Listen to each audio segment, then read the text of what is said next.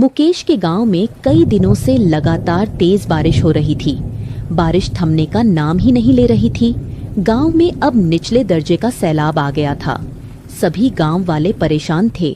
अब गांव में सूखा पड़ गया था। खेत खलिहान सब बर्बाद हो चुके थे।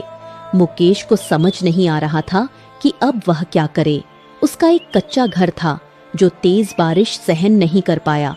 अब मुकेश के पास कुछ भी नहीं बचा था। उसने फैसला किया कि वह दूसरे गांव चला जाएगा। मुकेश राजनपुर नाम के गांव में काम ढूंढने आया। उसने बहुत जगह काम ढूंढा पर किसी ने उसे काम नहीं दिया, क्योंकि वह इस गांव का नहीं था। कोई उसे जानता नहीं था और कोई भी अनजान पर भरोसा करने को तैयार नहीं था। मुकेश बहुत परेशान था। उसे अब बहुत भूख भी लगी थी। वह एक घर के सामने वाले पेड़ के नीचे बैठ गया। उसी घर से एक आदमी मुकेश के पास आया। आप यहाँ रास्ते में क्यों बैठे हैं? कहाँ से आए हैं? इस गांव के तो नहीं लगते। साहब, मैं पास के गांव में रहता था। हमारे गांव में तेज बारिश की वजह से सैलाब आ गया था। कुछ भी नहीं बचा। सारा गांव पानी में डूब गया। मैं मजदूर हूँ, वहाँ अब कोई काम ना था, सो इसी कारण इस गांव में पनाह लेने आ गया। परंतु यहाँ तो मुझे कोई काम नहीं दे रहा। कल से भूखा हूँ। तो ये बात है। मेरे पास तुम्हारे लिए एक काम है। अगर तुम्हें एतराज ना हो, तुम मेरे पास काम कर सकते हो, परंतु काम थोड़ा सा मुश्किल है। मैं तुम्हें 500 रुपए हर महीने के हिसाब से दूंगा और खाना भी मुफ्त मिलेगा। साहब जी, ये तो बहुत भला हो जाएगा मेरा। मुझे और क्या चाहिए? क्या काम करना होगा मुझे? मेरे पास 30 गाय और 25 बकरियां हैं। उनकी देखभाल करनी होगी, उनकी साफ सफाई, सब काम देखना होगा। ये इतना आसान नहीं है, मैं जानता हूँ। अगर तुम करना चाहो तो मैं तुम्हें काम दे सकता हूँ। साहब जी, मैं ये काम कर लूंगा और पूरी ईमानदारी के साथ करूंगा, परंतु मुझे आपसे एक और विनती भी करनी है। मेरे पास रहने की कोई जगह नहीं है। कृपया मुझे रहने के लिए भी कोई ठिकाना दे दें। सेठ ने मुकेश को ध्यान से देखा, फिर कुछ सोचकर कहा, मुकेश, गौशाला के पास ही मेरा एक डेरा है। वहाँ एक कमरा है जहाँ मेरा एक और मुलाजिम रहता है। तुम वहाँ रह सकते हो। सेठ, आपका बहुत बहुत धन्यवाद। अगले दिन से ही मुकेश काम पर लग गया। वह बहुत मेहनत और दिल से काम करता। इतनी सारी गायें और बकरियां संभालना उसके लिए बहुत मुश्किल था, पर मजबूरी थी। उसे काम करना ही पड़ा। वह रात तक अपने काम में व्यस्त रहता। मुकेश के साथ सेठ का एक नौकर भी रहता था, जिसका नाम साजन था। साजन मुकेश से अच्छे से बात नहीं करता था, क्योंकि उसे मुकेश के साथ कमरा बांटना पड़ रहा था, जो उसे बिल्कुल पसंद नहीं आया। ऊपर से मुकेश की मेहनत देखकर सेठ भी उससे बहुत खुश थे। यही बात साजन को चुभ रही थी। वह चाहता था कि किसी तरह मुकेश यहाँ से चला जाए। एक सुबह सुबह ही सेठ उनके कमरे में आए। उन्हें देखकर दोनों हैरान रह गए।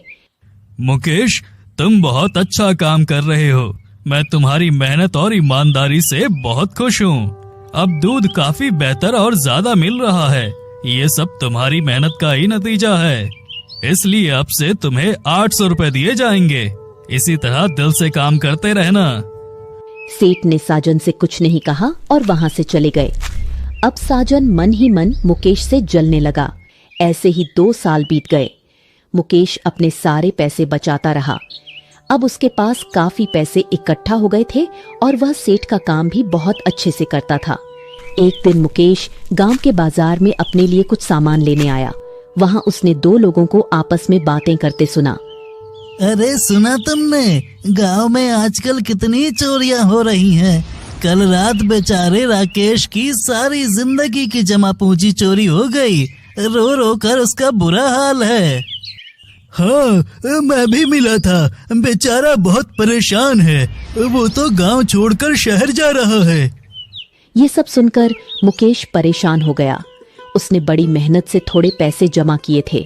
उसका सपना था कि वह अपने लिए एक घर और खेती करने के लिए थोड़ी जमीन खरीदे। इसीलिए वह पैसे बचा रहा था। मुकेश सीधा गौशाला गया और बचा हुआ काम पूरा किया। जब वह कमरे में आया तो खाना आ चुका था। मुकेश खाना खाने बैठ गया। साजन देख रहा था कि मुकेश खोया खोया और परेशान लग रहा था। क्या हुआ है? आज कुछ परेशान लग रहे हो? कुछ नहीं, बस वैसे ही। मुझसे बता सकते हो सकता है मैं तुम्हारी मदद कर सकूं। मुकेश जानता था कि साजन उसे पसंद नहीं करता, इसीलिए वह अपनी परेशानी उससे साझा नहीं करना चाहता था। लेकिन जब साजन ने पूछा तो उसने सब बता दिया।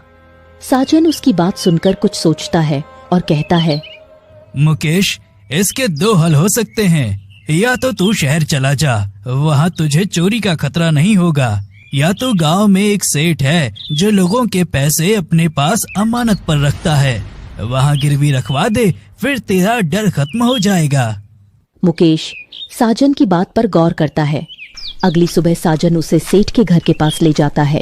मैं इतना ही तेरा साथ दे सकता था, अब तू जाकर सेठ से बात कर ले, मुझे अपना काम भी करना है, मैं चलता हूँ। मुकेश साजन को जाता देख सेठ के घर के अंदर चला जाता है। कौन हो तुम और किस काम से आई हो? सेठ जी, मुझे आपके पास अपने कुछ पैसे रखवाने हैं। मैंने सुना है कि आप लोगों के पैसे ईमानदारी से अपने पास रखते हैं। मैं गांव में चोरी की खबर से परेशान हो गया था। ऐसी बात है। कितने पैसे हैं तुम्हारे पास? सेठ, 9,500 हैं। अच्छा, लाओ दो, मैं रख लेता हूँ। तुम जब चाहो आकर मुझसे अपने पैसे लेकर जा सकते हो, मैं अच्छे से संभाल कर रखूंगा। तुम बेफिक्र होकर जाओ, समझो अब ये मेरे पैसे हैं, यहाँ से कोई चोरी नहीं कर सकता। वह अपने पैसे रखवाकर वापस लौट आता है। धीरे धीरे 3 साल बीत जाते हैं। अब मुकेश के पास काफी ज्यादा पैसे इकट्ठा हो चुके थे। वह सेठ के पास जाकर कहता है, सेठ, आपका बहुत धन्यवाद। आपने मुझ गरीब को काम दिया, 2 समय का खाना दिया, मेरा इतना ख्याल किया। मेरे पास इतने पैसे अब हो गए हैं कि मैं अपना घर खरीद सकूं। ये सब आपके कारण हुआ। मुकेश की आंखों में आंसू आ जाते हैं। सेठ उसे हौसला देते हैं। मुकेश, ये सब तुम्हारी मेहनत का नतीजा है। मैंने तुम पर कोई एहसान नहीं किया। तुमने दिन रात मेहनत की है, ये तुम्हारी मेहनत का ही फल है। तुम्हें कभी भी मेरी जरूरत हो तुम मुझसे मदद ले सकते हो, मैं तुम्हारी मदद जरूर करूंगा। सेठ, आज मुझे कुछ देर के लिए छुट्टी चाहिए थी। मैंने अपने कुछ पैसे वो गांव के मुखिया सेठ के पास रखवाए हैं, वो लेने जाना है। फिर आप मुझे घर का सौदा करवा दीजिएगा। ठीक है, तुम जाओ मुकेश। लेकिन जब मुकेश उसी सेठ के घर लौटता है और अपनी बात सुनाता है तो सेठ क्रोधित हो जाते हैं। कौन हो तुम? क्या काम है? सेठ, मैं मुकेश हूँ। आपके पास पैसे रखवा कर गया था 3 साल पहले, वही लेने आया हूँ। क्या कोई कागजात है तुम्हारे पास? मैं ऐसे ही किसी के पैसे नहीं रखता। सेठ, ये क्या कह रहे हैं? मैंने आपकी ईमानदारी को देखकर पैसे रखवाए थे। आपने मुझे किसी कागजात का नहीं कहा था, याद करिए। सेठ अपने नौकर को बुलवाकर मुकेश को बहुत पिटवाते हैं और उसे घर से निकाल देते हैं। मुकेश रोते हुए वापस चला जाता है। मुकेश की हालत देखकर साजन खुश होता है। वह मन ही मन सोचता है, अब तो यह यहाँ से चला ही जाएगा। अगले दिन मुकेश को तेज बुखार हो जाता है। यह खबर सेठ तक भी पहुँच जाती है। सेठ उसे देखने आते हैं। क्या हो गया मुकेश, तुम्हारी ये हालत कैसे हुई? मुकेश, जो दर्द से हिल भी नहीं पा रहा था, उसके जिस्म और चेहरे पर चोट के निशान साफ नजर आ रहे थे। उसने सेठ को पूरी बात शुरू से बताई। सेठ ने तुरंत साजन को बुलवा लिया। साजन, तुम्हें पता था ना कि वो सेठ कितना लालची और दुष्ट है। तुमने क्यों बेचारे मुकेश के पैसे वहाँ रखवाए? साजन के पास कोई जवाब नहीं था। वह चुप हो गया। साजन, जवाब दो, नहीं तो सजा के लिए तैयार रहो। सेठ, मैं बस यही चाहता था कि मुकेश यहाँ से चला जाए। मैं उसका नुकसान नहीं करना चाहता था। साजन, तुम्हारी ही वजह से उसका नुकसान हो गया है। मुकेश के साथ तुम्हारा सलूक मैंने देखा था, मैं सब समझता था, परंतु मुझे नहीं पता था कि तुम इस हद तक गिर जाओगे। अब मैं तुम्हें यहाँ नहीं देखना चाहता। शाम तक यहाँ से चले जाओ। वह सेठ के पैरों में गिरकर माफी मांगने लगा, पर सेठ ने माफ नहीं किया। सेठ, साजन को माफ कर दें। वो सच्चे दिल से माफी मांग रहा है। शायद मेरे भाग्य में ही ऐसा लिखा था। मुकेश के जोर देने पर सेठ ने साजन को माफ कर दिया। साजन को अपनी गलती का एहसास हुआ।